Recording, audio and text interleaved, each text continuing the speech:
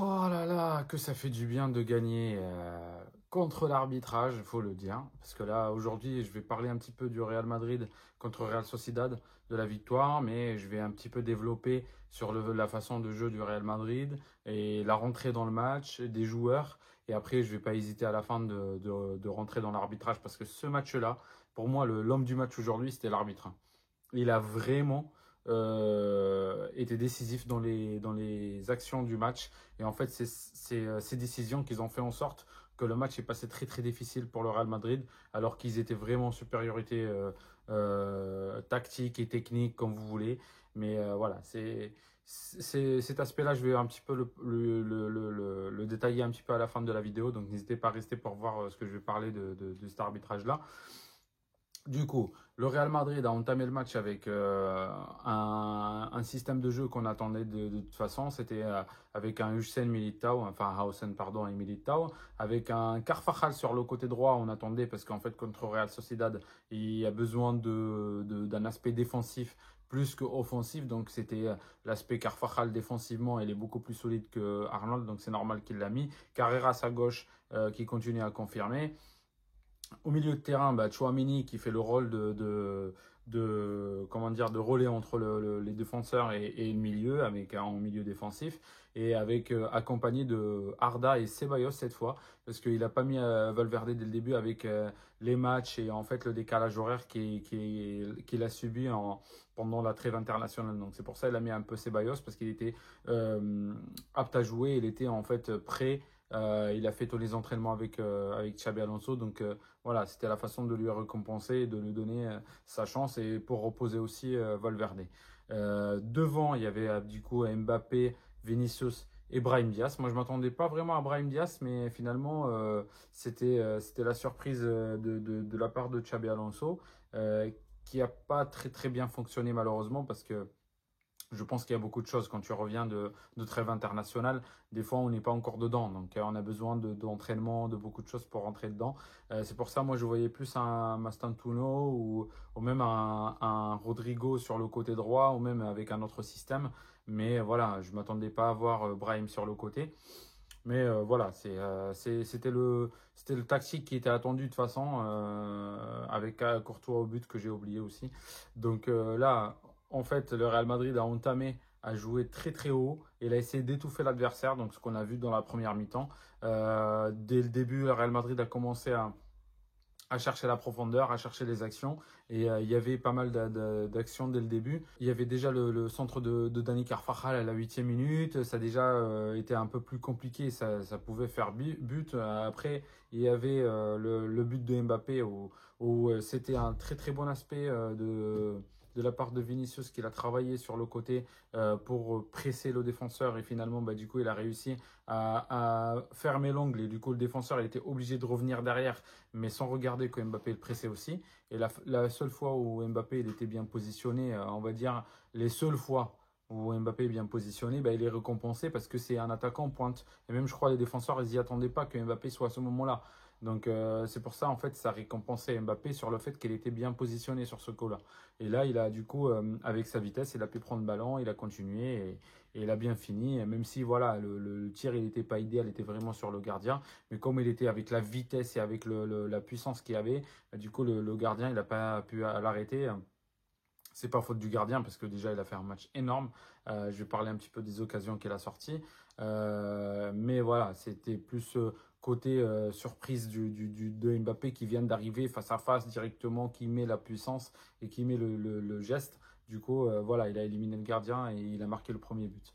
Alors après, le Real Madrid a dominé totalement, il a étouffé l'adversaire. Arda Güler était brillant pendant ces minutes où le Real Madrid a vraiment dominé. C'est là où on voit Arda Güler qui vient bonifier le système du Real Madrid parce que c'est là où il joue en joker. Il essaie de jouer au milieu pour remonter le ballon, mais il jouait aussi libre devant parce qu'il y avait un Ceballos derrière aussi qui faisait le taf et qui sortait le ballon correctement. Donc Arda il s'est libéré encore plus pour jouer devant et que jouer derrière les attaquants. Et il a fait pas mal de passes, il était vraiment exceptionnel. L'action de coup de pied d'arrêté, justement, Arda, il la met en centre vers Hausen qui l'a mis de la tête et finalement le gardien il a mis 3 arrêts mais impressionnants sur Mbappé, sur Arda, voilà, et finalement il n'a pas fini en but, mais j'étais choqué, cette action où le gardien, il était énorme. Il a vraiment bien géré, il a fait ce qu'il fallait. Et je pense que, voilà, pour moi, il était l'un des meilleurs dans le match côté Real Sociedad, s'il était pas le meilleur joueur de leur côté. Après, alors, je vais parler de carton rouge un peu plus après sur le fait de chamboulement d'arbitrage, tout ça. Mais je vais parler un petit peu sur les faits. C'était quoi les conséquences que le Real Madrid a subies. Mais en fait, déjà, premièrement, les causes. Parce que là, on avait une attaque du Real Madrid, c'est Vini qui avait le ballon. Et il a commencé à percer. Vous pouvez me dire ce que vous voulez. Vinicius, c'était pas son meilleur match aujourd'hui. Là, il a beaucoup raté et il a pas été décisif. Même dans ses dribbles, on sentait qu'il était un peu lourd. Je sais pas pourquoi d'ailleurs, parce qu'il n'a pas voyagé en trêve internationale, mais peut-être le rythme le manquait. Donc voilà, c'est Vinicius qui avait le ballon, qui commençait à avancer. Il a essayé d'éliminer. Et là, il y a Mbappé qui vient dans sa course. Au lieu d'aller de demander le ballon plus loin, un petit peu pour demander une remise ou un truc comme ça, ou jouer en 1-2, ou même passer dans le dos, pourquoi pas. Mais en fait, il a coupé la trajectoire de Vinicius et lui a pris le ballon. Et quand il lui a pris le ballon, bah, du coup, Vinicius s'est retrouvé loin. Et lui, il s'est retrouvé enfermé contre 3 défenseurs. Il a perdu le ballon. La balle est récupérée directement. Ils l'ont dégagé sur le contre. Passe long vers Oyarzabal. Et ben du coup, Hausen, il ne l'attendait pas, je pense. Et c'est pour ça, en fait, elle a fait cette erreur pour moi, un peu idiote. Parce qu'en fait, sur le coup, tu laisses pas un défenseur, enfin, un attaquant derrière toi. Donc, en fait, elle regardait le jeu, mais il s'y attendait pas. C'était tellement rapide, la passe longue et tout. Et en fait, je pense que, voilà, parce que normalement, tu le mets devant toi et tu le contrôles. Lui, ce qu'il a pas réussi à faire, c'est que Oyarzabal était aussi intelligent parce que c'est là où on voit l'expérience des joueurs comme Oyarzabal. Où en fait, elle a fait un appel contre appel. Du coup, Hausen, il s'est retrouvé un peu perdu parce qu'il attendait pas en fait une attaque de suite, une contre-attaque, pardon, parce que l'attaque sur le Real Madrid qui avait le ballon, qui étouffait et qui dominait, et d'un seul coup se retrouvait à une presque face à face au Courtois. Il était à 30 minutes de but, 30 mètres de but. Donc au bout d'un moment, il a eu peur qu'il y ait le but. Donc il a fait une petite attrapette comme ça. Et Oyarzabal, bah, et du coup, il a compris il fallait le moment pour tomber. Et voilà, c'était déséquilibré, c'est sûr. Mais du coup, c'était le moment pour tomber, pour prendre le carton rouge ou essayer de trouver quelque chose d'autre, quoi. Donc voilà, mais dans l'action, pour moi, il n'y a pas. Enfin, c'est clair et net, il n'y a pas de carton rouge parce que Militao, il était à côté. Ça, c'est un fait. On va le développer un peu plus à la fin. Donc, le Real Madrid se retrouvait avec une équipe un peu réduite. Ou même réduite, ils ont encaissé un petit peu, ils ont subi, pardon, après l'action de carton rouge, ils ont subi pendant 5-10 minutes. Et après, le Real Madrid a réussi encore à reprendre le ballon, il commençait à tourner. Et justement, l'action au deuxième but, où Arda donnait à Mbappé, et Mbappé lui remet avec un petit dribble qui était vraiment pas mal pour éliminer. Après, il le donne à Arda, et Arda, une finition magnifique. Bah, du coup, ce coup-là, si on voit le Real Madrid étouffer le Sociedad comme il faisait, même à 10. Donc, ils continuaient à pousser, à pousser. Donc, ils ont marqué le deuxième but. Et ça qui a permis au Real Madrid d'avoir l'avantage avec 2 buts d'écart. Et du coup, en fait, le Real Madrid, après, ils ont compris qu'il fallait continuer pour finir la première mi-temps, le temps de se replacer, voir les idées de Xabi Alonso. Et du coup, bah, à la mi-temps, Xabi Alonso, il a fait un bon choix pour moi parce qu'il a continué à sortir avec les 3 points, mais il a fait un bon choix sur le fait qu'on a 2 buts d'écart. Bah, du coup, il faut se replier parce qu'on est à 10. Et en fait, si on va continuer à attaquer, on va se fatiguer. Et les joueurs vont être morts à la fin du match et ils ne pourront même pas courir. Donc en fait, ce qu'il fallait faire, c'est essayer de jouer les contres et jouer très, très, trop bas et essayer de jouer le contre. Sauf que moi, je m'attendais un peu plus là. Je m'attendais un peu plus de la part de Mbappé sur les contres où j'attendais en fait qu'il soit vraiment à l'affût. Dès qu'on le dégage, il est devant et il attend le ballon. Sauf qu'on a perçu Vinicius sur 2 fois. C'est Vinicius qui prend le ballon et qui perce, mais finalement, la première, il l'a pas bien joué. Du coup, il se retourne, machin et tout. Après, il y avait faute. Et la deuxième fois, ben, en fait, c'est pareil, il se retrouve un petit peu plus enfermé, machin et tout. Mais en fait, je m'attendais plus à Mbappé qui demande la balle à ce moment-là et que Vinicius vient compléter l'appel. C'est-à-dire que Mbappé qui part parce que c'est lui l'élément rapide devant. Et en plus, il est en pointe, donc c'est parce que Vinicius, il revenait défendre. Donc en fait, c'était un Mbappé qui devait partir. Et Vinicius vient compléter pour jouer une 2 ou même une passe pour marquer et tout. Et je trouvais aussi, voilà, il était dans son élément aujourd'hui, Mbappé. Il a fait les dribbles qu'il fallait, il a fait les passes, machin et tout, il a marqué. Et le problème, s'il y a juste un truc à améliorer, parce que même en positionnement, je ne l'ai pas trouvé dégueulasse aujourd'hui. Il y a beaucoup de choses, enfin, que je l'ai reproché avant, mais aujourd'hui, je ne l'ai pas trouvé dégueulasse. Je l'ai trouvé qu'il était quand même dans le positionnement dont il fallait.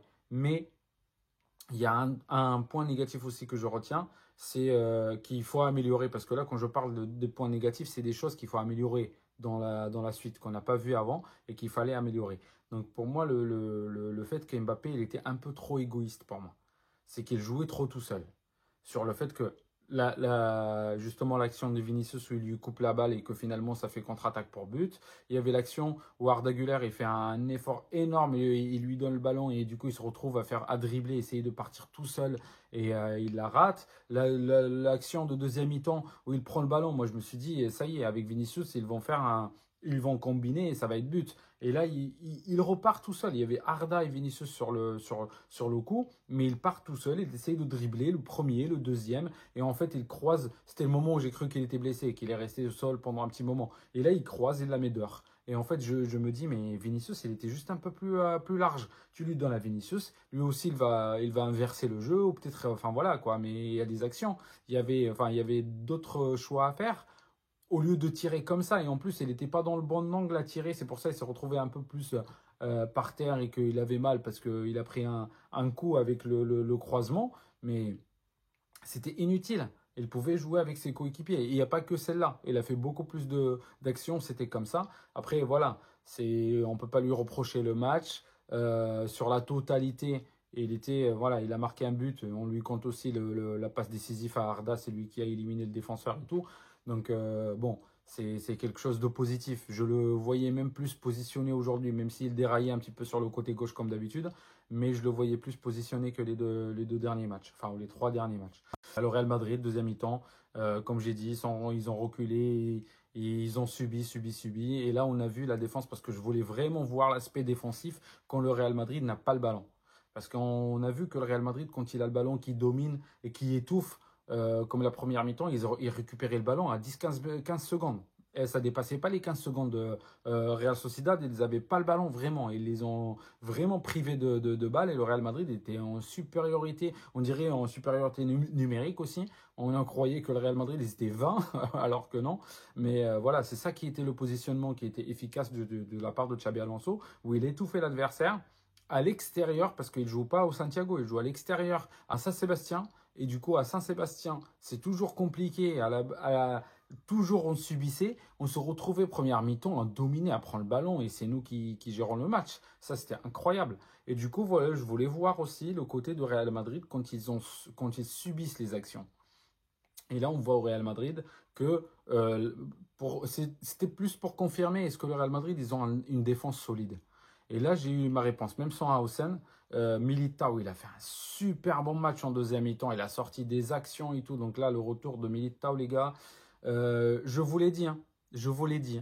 J'ai parlé de Militao et de Carvajal et de leur retour et qui vont jouer un rôle important pour le début de la saison même. Et je dis dans le long terme, dans des équipes qui vont jouer l'attaque, c'est Militao et Carvajal. C'est intouchable et c'est imbougeable. À part s'il y a des blessures.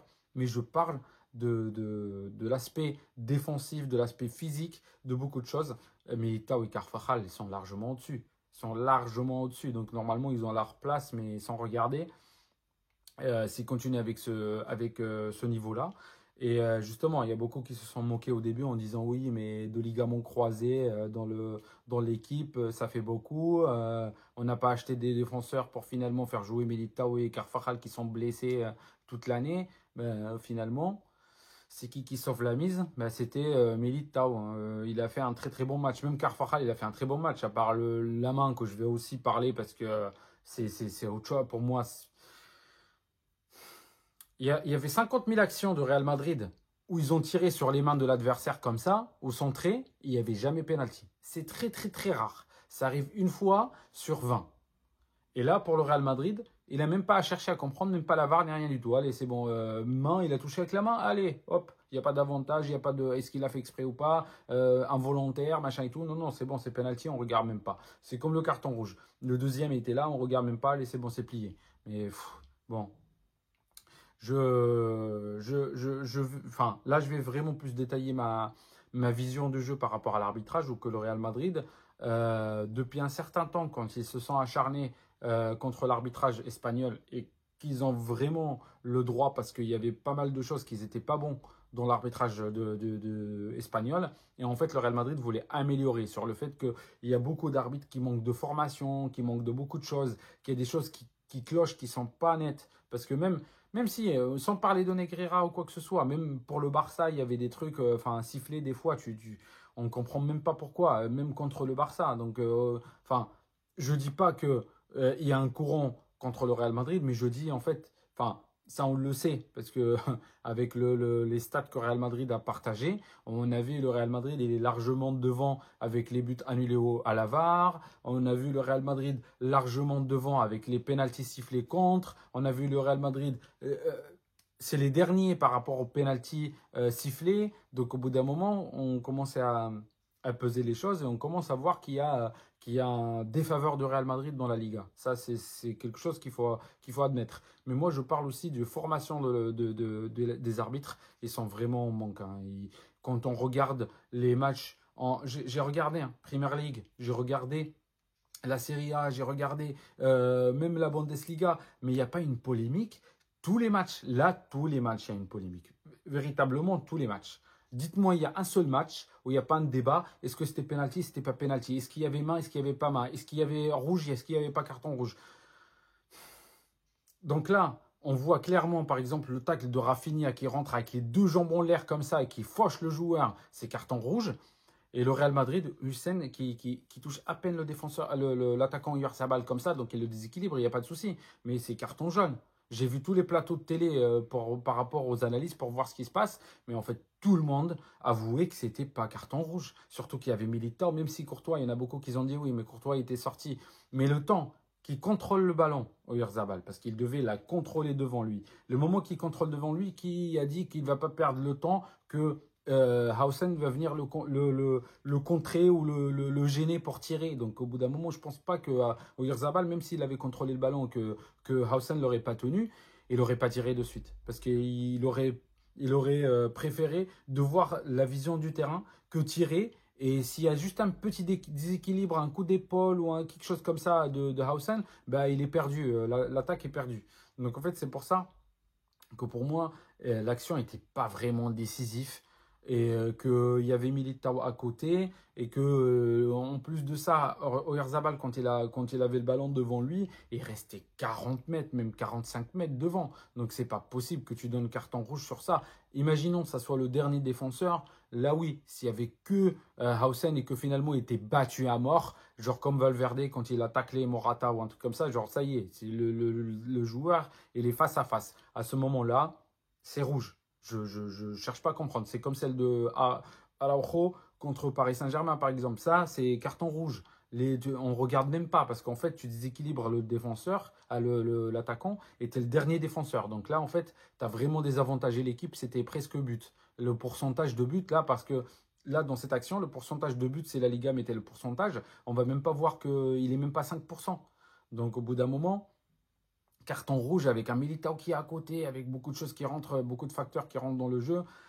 C'était quelque chose que je n'ai pas du tout attendu en fait. Quand je voyais l'arbitre courir vers Hausen, je m'attendais à un carton jaune, voir parce que le déséquilibre machin et tout, mais j'ai vu le rouge direct, j'ai pas compris.